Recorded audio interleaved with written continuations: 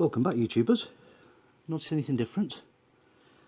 Yes, it's looking a bit less zennier in the tank.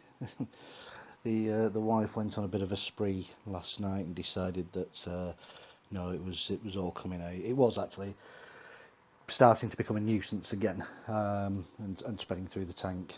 So we've got rid of most of the big stuff. We've just left a few small polyps around.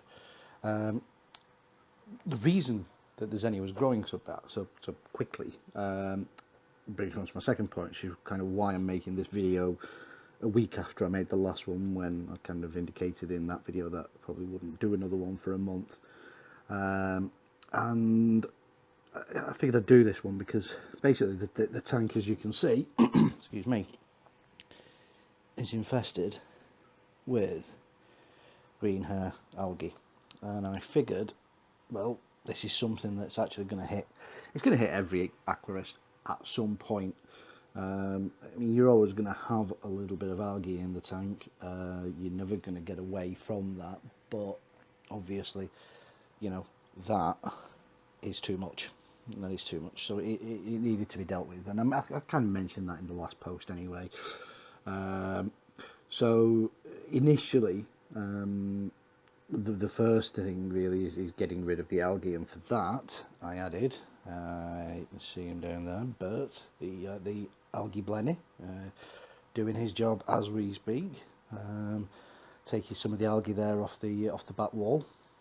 I also added, I don't know if you can see him down there, he's kind of blending into the rock, but one there, there's another one there. There's one doing exactly what I want it to do, which is eating algae up there, and there is a fourth, but I have no idea where. And they are true turbo snails, and that's essentially what a turbo snail should look like. You see them in a lot of aquarists, sort of local fish stores for some reason, and I see it quite a lot. They list Trocus snails as turbos. My local fish shop has them down as turbos, when in actual fact they're Trocus snails. I don't really like Trocus snails because when they go over, they stay over, and you then have to basically find them and put them back and tip them over, otherwise the hermit crabs will have at them in no time at all. Turbo snails have the ability to right themselves, and they are rather prodigious algae eaters. You can sort of see on here where the algae has overtaken the old dead coral that the cabbage coral's on, but you'll notice that there is a swathe, a clear path just taken all the way through. The same goes for this rock here, which last night was like a dull green. You can sort of see around the edges of, get rid of this rock here, where there's lots of green algae there, and then on the edges you can see where the turbo snails have gone over it. They're doing a much better job than my anorexic sea hare anyway, but I mean, the sea hare's still doing its thing, but just not quite as good as the turbo snails. And I mean, I've only got 4 in the tank at the moment, but yeah, they're doing their thing. But of course, it's all well and good getting turbo snails and putting them in the tank. Yeah, they'll clean your algae, but you have to kind of look at it and go, well, what actually is causing the algae in the first place? There's no point putting turbo snails in there. All they're going to do is just going to eat algae, and behind them the algae is going to regrow. You need to sort of get a handle on what's causing the algae and deal with that problem. So you need to sort of look at the reasons the algae is being created. There's no point just cleaning up the algae using clean-up crew. That's kind of, you know, the horse has already bolted, and the horse will carry on bolting. It's just going to keep coming back behind where the turbos have cleaned up. So there are two main factors really as to why you will have algae in your tank, and it's either going to be high nitrates or it's going to be high phosphates. Now, nitrates, they're fairly easy. You can test for nitrates, there's no problem, and you should be able to tell reasonably quickly whether or not you have got a high nitrate reading and deal with that. Usually caused by overfeeding or not enough clean-up crew in the first place, taking up the eating the food and the waste that gets put in the tank. The other reason that you will get green hair algae is high phosphate levels, and that's a bit trickier to get a grip to, because you can do phosphate tests and you, for the most part, you come back with very low phosphate readings, and it's a bit of a red herring, because basically the green hair algae is eating and utilising the phosphates in the water to grow. So the actual phosphates in the water can come back, it can indicate a low phosphate reading, and you're still getting green hair algae. So in my experience, it is usually a phosphate problem that causes this, and I'm pretty certain that that's the issue. It's a mixture of phosphates and silicates, and I'll come to that in a moment, because I made a pretty schoolboy error, but we'll go into that in a second. No, I did have a bag of Seachem PO4 remover in the tank, but it just wasn't doing its thing. It wasn't obviously wasn't eating enough phosphates to stop the algae growing, and the algae was coming up on the tank, it was coming up on the glass, and of course you can see it on the back wall and everywhere else. I didn't really want to start dosing. I didn't really want to start putting chemicals in the tank to get rid of the phosphate, but ultimately I had to kind of bite the bullet. And anytime you see the question asked, be it on Facebook or forums or anywhere else, any sort of social media, always at least 2 or 3 people come back and say Agent Green, ATM, Agent Green, that will do the job. You could get a phosphate reactor. It's an expense I don't really want to go into just yet, although it may be something that I'll look at in the future once I jig my sump area up a bit and then things settle down. But for now, it was Agent Green. Basically, you dose Agent Green. You have to know your phosphate levels, and the Nutrifin PO4 testing kit that I had, I just didn't really trust it. It was very difficult to get an accurate PO4 reading from, so I went to Bersco Aquatics over at Ormsquirk, had a chat with them. The guys that recommended the Tropic Marine test, it was what they used, so yeah, I mean, I went with that, and that gave me a PO4 reading closer to 1. It was about 0.7, which is high. You basically want your phosphate levels to be nigh on 0. So you dose with Agent Green according to the amount of PO4 that is in the tank, and of course the water volume. And you do have to be accurate. It is possible to overdose the tank. So yeah, if you do use it, make sure you read the instructions, have a look on YouTube at the ATM video, and make yourself familiar with how it works. But that went in yesterday. The water turns cloudy as you put it in, depending upon how much PO4 you've got, and then now it's just a case really of seeing and managing the PO4 levels. So I'm going to be doing some testing shortly, and we'll come back and see what the levels are.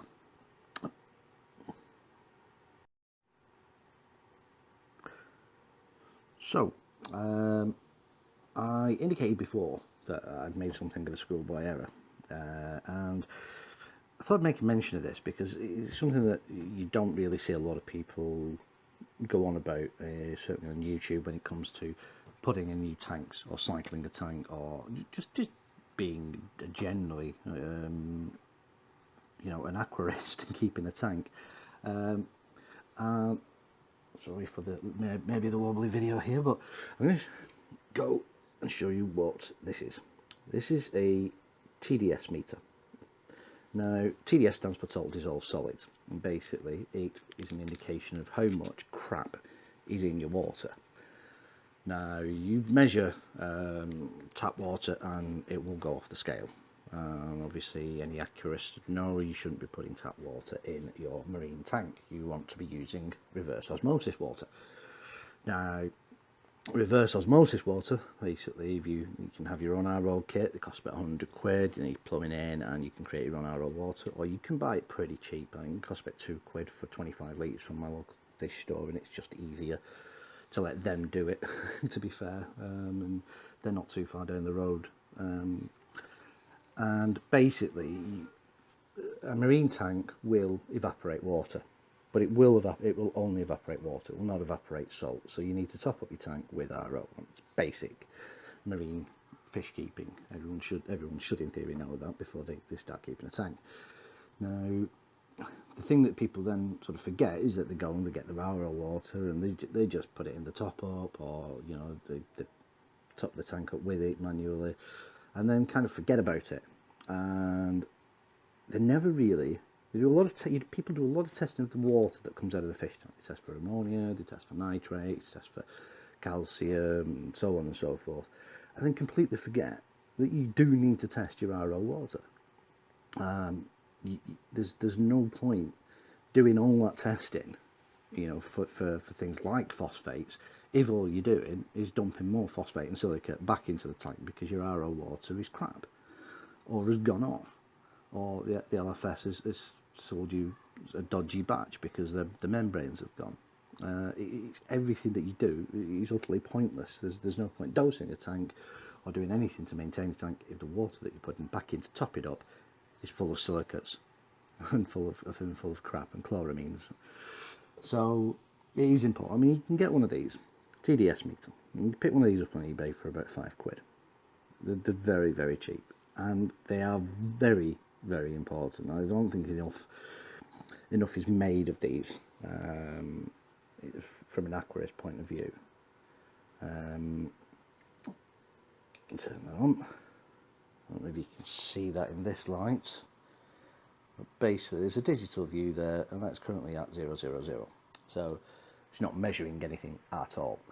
Now, the reason I made a schoolboy error is because when I moved the tanks, I got my out from my local fish store, got some RO water, and you know, went ahead, started putting it in the tank. Now I've had this TDS meter for quite some time, and you just kind of forget the importance of it in the overall scheme of keeping a marine tank.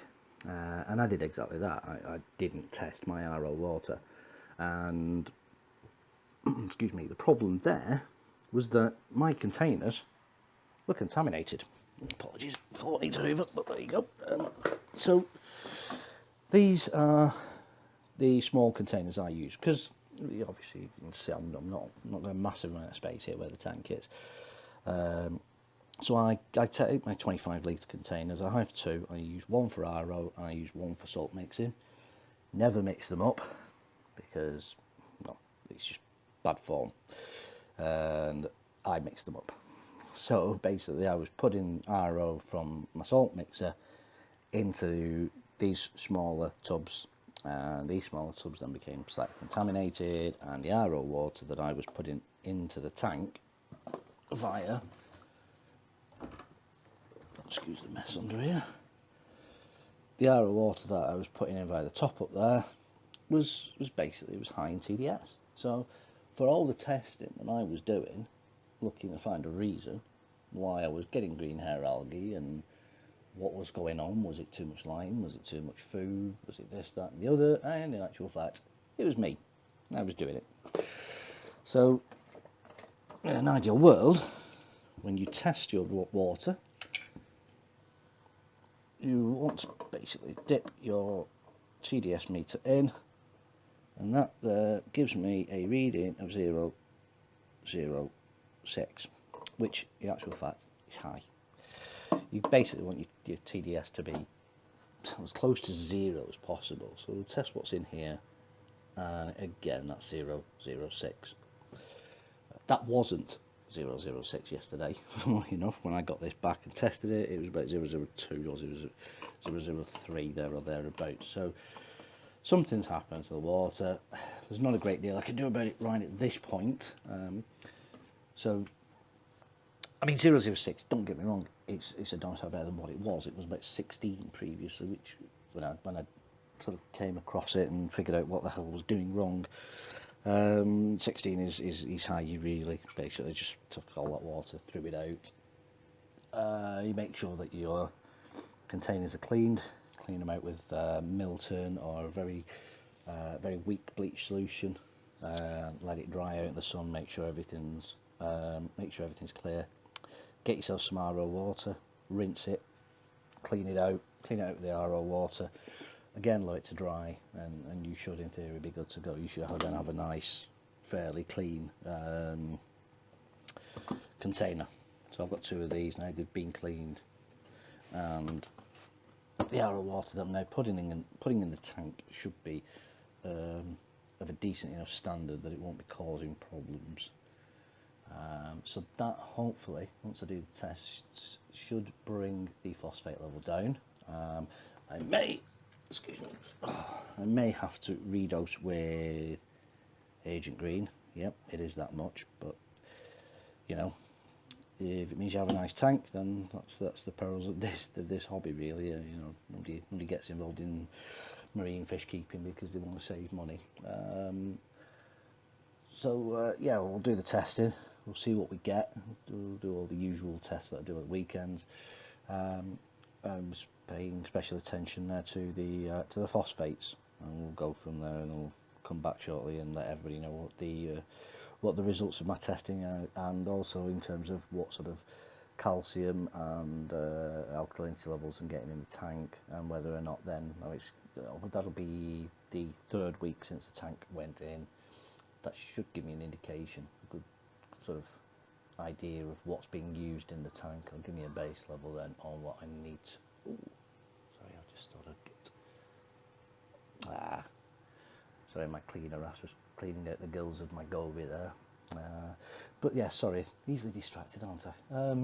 So yeah, I'll do the test, pay special attention to the PO4 levels, but it'll also give me an indication of just what's being used in the tank and whether or not I need to dose anything, or whether or not I can just keep going with standard water changes.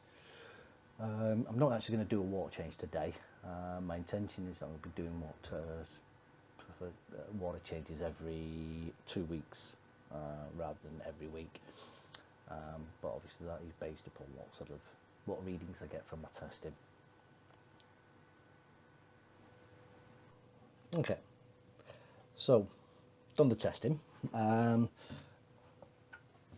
As you can see from the figures, the calcium is being used at a fairly decent rate, so there will need to be some dosing for calcium. Alkalinity is also dropping, not a massive amount. There was quite a drop between week 1 and week 2, but it seems to be dropping at a fairly stable rate, so that'll give me a good indication of what I need to dose. Salinity is okay. Temperature, given the fact that it's pretty bloody warm in the UK right now, it's not too bad. pH stable. Magnesium didn't test. I'm probably going to test magnesium maybe once a month. It's one of those things. You don't really need to be testing magnesium weekly. It doesn't drop that much. PO4, with the addition of the Agent Green, has dropped down to about 0.05 now. I did dose another 2 ml for the tank just to be on the safe side, just to try and get it down to 0, but yeah, I'm pretty happy with that figure at the moment, but it's just a suck it and see. We'll just have to see how we get on. When I got back from being out this afternoon, there was a little bit of algae on the glass, but certainly nothing out of the ordinary, nothing that would make me feel that there was still an issue with the tank. We'll just let the clean-up crew now get on with its job, and we'll go from there, and we'll see how we get on. Tank-wise, well, yeah, everything seems happy. Move the GSP up on the top. Apologies for the reflections, but we're having an unseasonable bout of sunshine in the UK at the moment, so yeah, move the GSP up into a bit of flow. they're having a little bit of a sulk at the moment because I've done some routine maintenance, just a bit of cleaning on the glass. Same goes for the torch and the Akan also folded in on itself a little bit, but they'll open up. The zoas seem happy enough. The fish have all now been fed. Everybody's just chilling out and getting ready for bed, really. Apart from obviously the snails, and hopefully the sea hare will be back out in a while. So now things are settled, now that I've got an idea of why the algae is here, why, you know, what the root cause of the outbreak was, I can fix it. And that's pretty much it, really, in terms of dealing with algae. It's all well and good, you know, people saying, well, I've got sea hare, I've got turbo snails, I've got algae eating blennies or whatever. You know, they can deal with the problem. They can deal with the problem of getting rid of your hair algae, but ultimately you have to ask yourself why the algae is happening in the first place. If you don't solve that problem, if you don't get to the root cause, then ultimately you're not really ever going to fix anything. You're just going to be chasing your own tail and constantly have algae in your tank. So hopefully, you know, a couple of the things that I've made mention of earlier in this video with regards to TDS and keeping on top of your water change schedule, and, you know, making sure that the water that you are putting into the tank as a reserve top up is good water and not, as in my case, bad water. Then, you know, you should kind of you kind of halfway there. Algae isn't a tank killer, but it can kill your corals. You know, the last thing you want is for, you know, a nice torch coral or an acan to be killed off by an overgrowth of hair algae, which is kind of in danger of happening to that poor little feather duster there. So hopefully we can solve that problem before it becomes a real issue in the tank. Everything else seems happy enough. I'll probably do an update next weekend. With any luck, by that point we should have some traction on getting rid of the algae.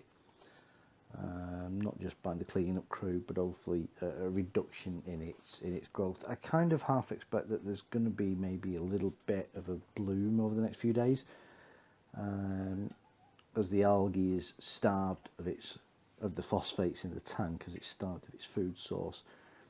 It's probably going to go on a little bit of a bout where it consumes the last remaining bits that are in the tank and grows a little bit. But then after that, I would expect, fingers crossed, I would hope that it's going to start to die off. It's going to be eaten by the cleanup crew, and there's going to be a reduction in its growth, hopefully quite dramatically. So it's probably going to be keeping an eye on the phosphate levels over the next couple of days, and then from there, hopefully we can start getting the tank back on track and get some coralline algae growth, and look at introducing maybe another fish or two. I'm still on the lookout for something of a show fish, really. If anybody has any ideas what maybe that fish should be, as I say, it's a 250 litre tank, so there's plenty of room at the moment for fish to swim around in, but I'm looking for something that's a good size without being something that's going to outgrow the tank.